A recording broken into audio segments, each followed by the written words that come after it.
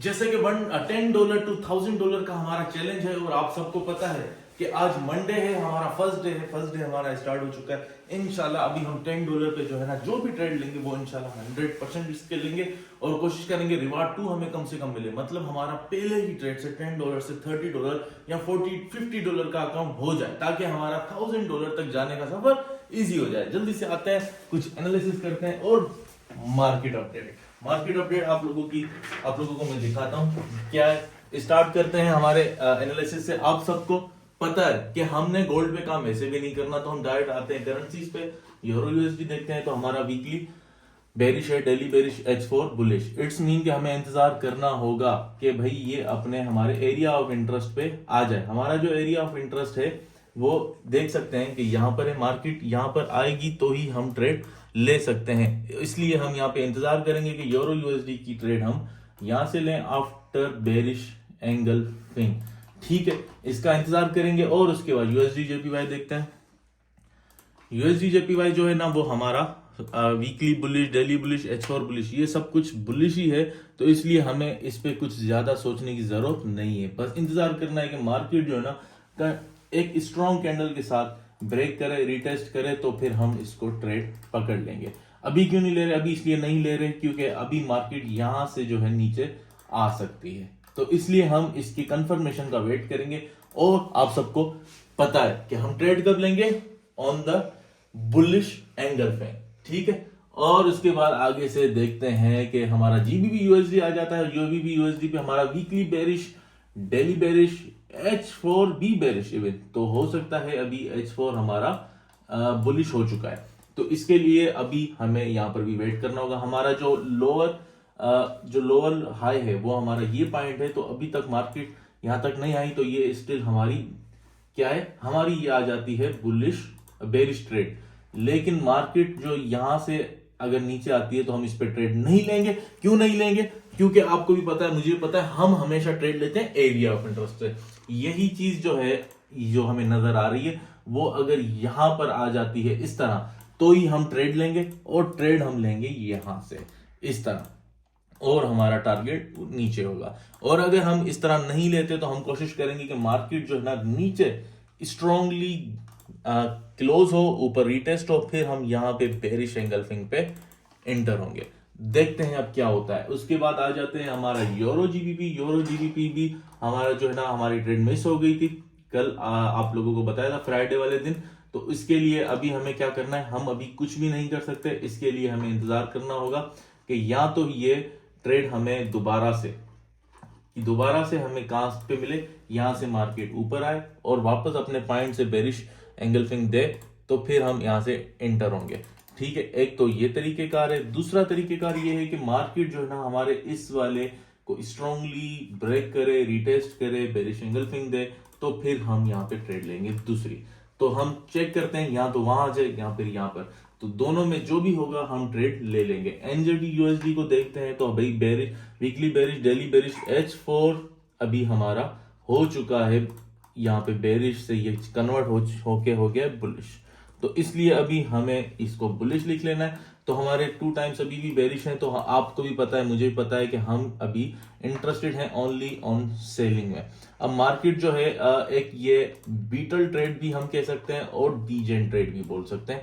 अगर मार्केट यहां से ब्रेकआउट देती है तो हम यहाँ पे इतना टारगेट ले सकते हैं, लेकिन ये डीजनरेट ट्रेड है और बहुत ज्यादा रिस्की है। हम डीजन ट्रेड हम वैसे नहीं लेनी चाहिए, कभी भी नहीं लेनी चाहिए, लेकिन अभी हमारा अकाउंट बहुत छोटा है, तो अगर इस तरह की भी कोई ट्रेड मिलेगी तो हम ले लेंगे। डीजन ट्रेड जो है आपको पता नहीं है तो मैं बता दूं, अगेंस्ट द ट्रेंड जो ट्रेड होती है उसको हम डीजन ट्रेड बोलते हैं।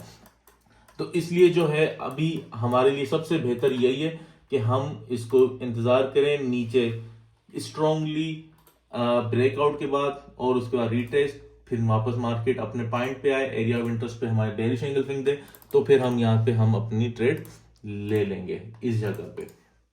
ठीक है, उसके अलावा दूसरा ऑप्शन हमारे पास आ जाता है मार्केट का, वो है कि अगर ये मार्केट ऊपर की तरफ स्ट्रांगली क्लोज देती है, वापस मार्केट रिटेस्ट देती है, तो हम इसको यहाँ पे बाइंग की ट्रेड पकड़ सकते हैं, जो कि बहुत ज्यादा रिस्की है, लेकिन अभी हमारा अकाउंट छोटा है तो हम इसको ले लेंगे इस तरह भी।